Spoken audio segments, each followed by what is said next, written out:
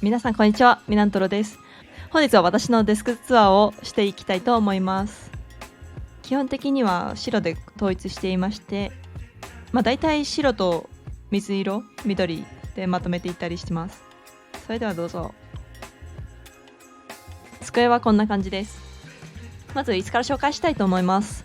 椅子は岡村のシルフィーというシリーズの青と白のものを選んでいます。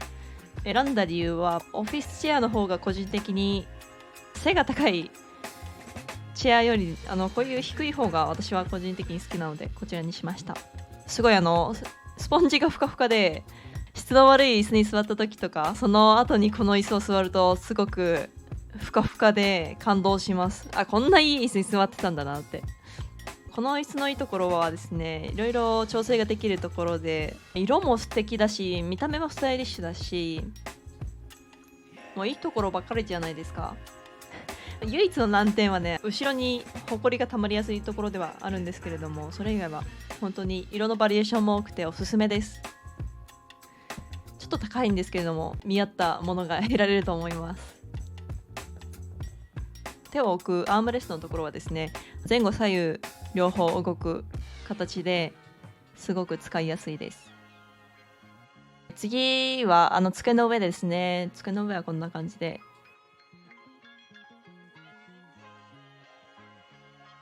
モニターは2つあって、1つは MSI の白のモニターアームでつなげています。すごい大きくてね、見やすいです。これはクリエイター用のモニターとして買ったんですけれども、60Hz しか出ないので FPS 万が一やりたいなって思った時後悔しそうで怖いですでも色合いはね綺麗だと思います。こちらはペンタブレットですね。この間別の動画でも紹介した XP ペンのアーティストプロ 13.3 です。サイズもちょうどいいかなって私個人的には思いますね。こうであればよかったなっていうのは白だったらよかったなっていうところで、モニターっぽく使うために絵を描いてない時はこういった形でブックスタンドとペンタブのもともと付属品としてついていたスタンドを2つ使って、モニターとして、ほぼ垂直になるように立てかけています。こちらのブックスタンドは Amazon で買ったやつですね。でこちらはストリームデックです。ストリームデックはもうすごい高い買い物ではあったんですけれども、配信してたりすると意外と便利かなと思います。配信してない時は個人的にタイマーに使ったりとかしています。配信の時はね、シーン変更のボタンを押したりとか、あとは最近いろんな表情ができるようになったりして、こういう表情変更もできるようになっています。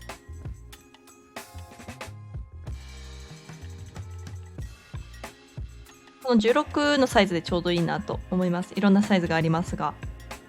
スピーカーは BOSE のスピーカーを使っています。こちらはシルバーラックスという色ですね。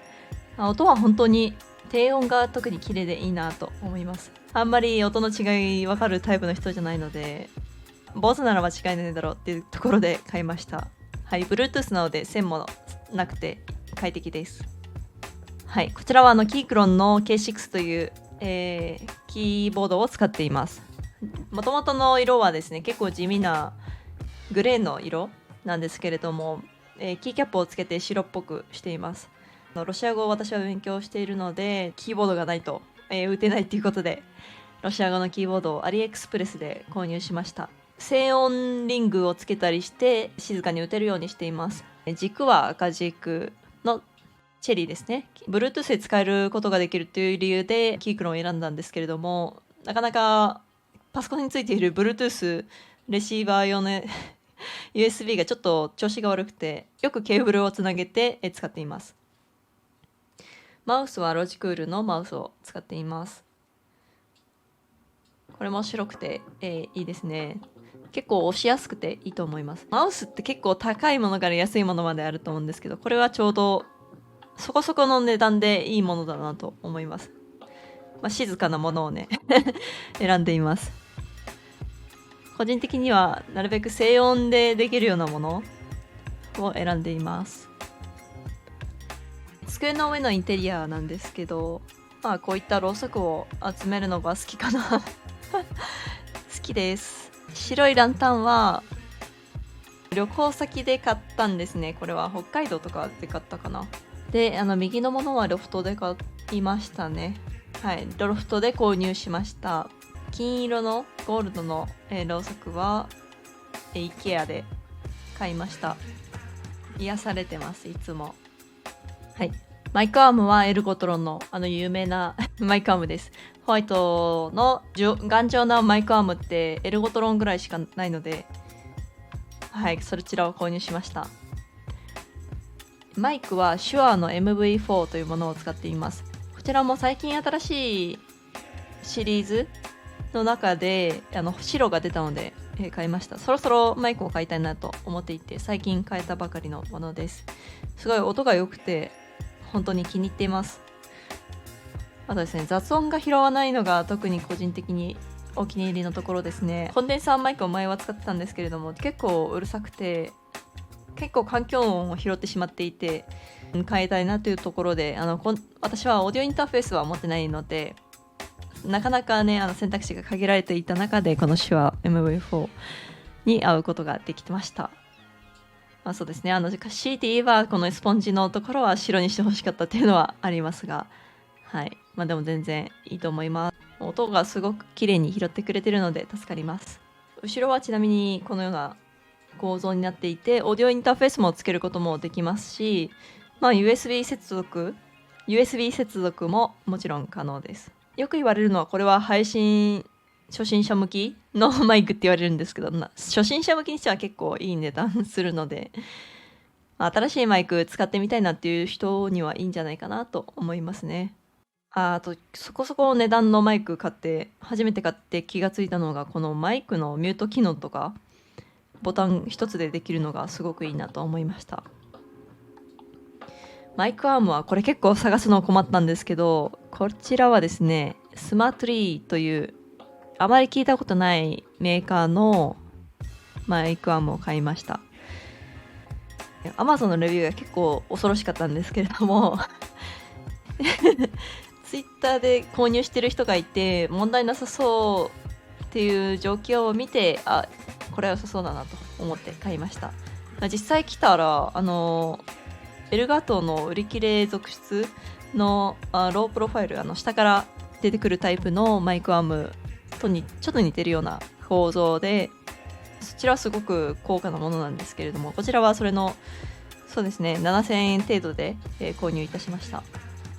マイクアームを移動させるときも全然嫌な音もしないでスムーズに動いて、さらにね高級感もあるような塗装ですとかデザインなのですごく気に入っています。マイクアームはホワイトのやつだけでも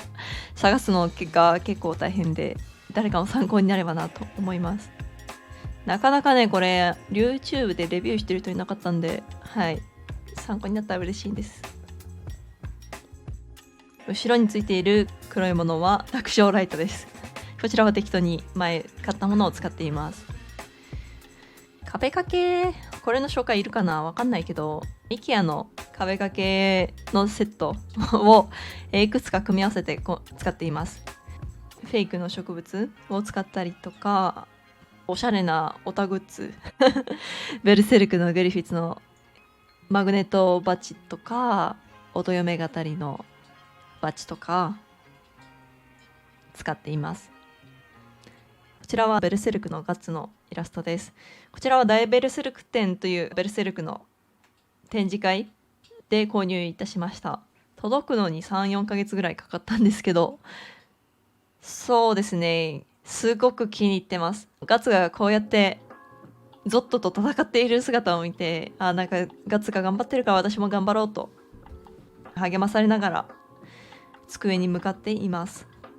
ウェブカメラはロジクールのカメラを使っています。携帯のアプリをカメラ代わりにするっていうものを使っていたんですけれども、ちょっと性能というか互換性かな、何か調子が悪い時が何回かあって結構ストレスだったのでこちらに買いました。一つの線でつなげるだけですぐカメラが使えるのでとてもいいと思います。1080で60fps 出るので、はい、すごくいいです。あと白があるっていうのがね結構大事ですね私としては。私が使っているパソコンはこれは実は自分が組み立てたものではないんですけれども、一応紹介します。コロナ禍入ったぐらいで買ったので、持っているパーツに対して今の値段と考えるとそんなに高くなかったんですね。22万ぐらい、20万から22万ぐらいで組み立てられました。その時は白いものはほとんどなかったし、白で揃えようとは思ってなかったので、黒のコンピューターなんですけれども、いつかは白に統一したいなと思っています。新しいパーツ買いたいなと思ったらだいたい白のものを買っています。水冷却用のポンプなんかは、ファンなんかはもう白のものを使っています。マザーボードは倒れてしまうので、どこかでいただいたシャンプーのケースを空にして、支えています。フィギュアで立てても良さそうと思いましたこれみんなどうしてるの？今度パソコンを買うとしたらもっと小さい、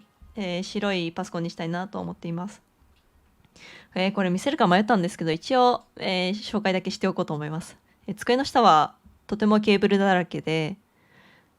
ケーブル整理のためのそういう隠すものがあるんですけれども、黒のコードがあるだけでも存在感が結構あるなと思います。白でまとまってたら結構そんなに気にならないとは思うんですけれども、あと私この使っている机は昇降デスクなので、上げ下げした時にも耐えられるようにちょっと緩い形でコードをまとめる必要があります。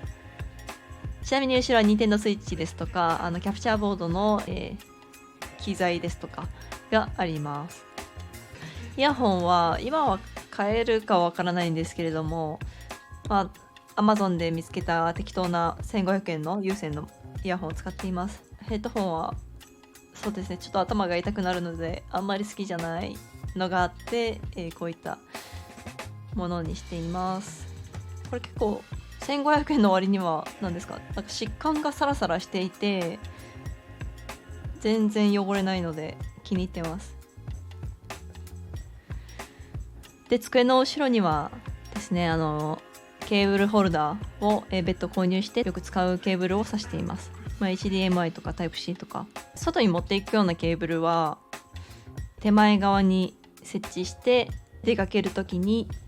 さっと手前で取れるようにしています。机の紹介なんですけれども、電気昇降デスクでしてリラックスワークのものですね。ボタンを4つ設定できて自分の好きな高さに、設定できます。エアロバイクしながらデスクワークできるってすごくないですか？とりあえずいろいろご紹介しましたが、以上が私のデスクツアーとなります。何か参考になったりとか楽しんでいただけたら幸いです。他にもいろんな動画を作ってますので、よろしければ見ていただけると嬉しいです。それではバイバイ。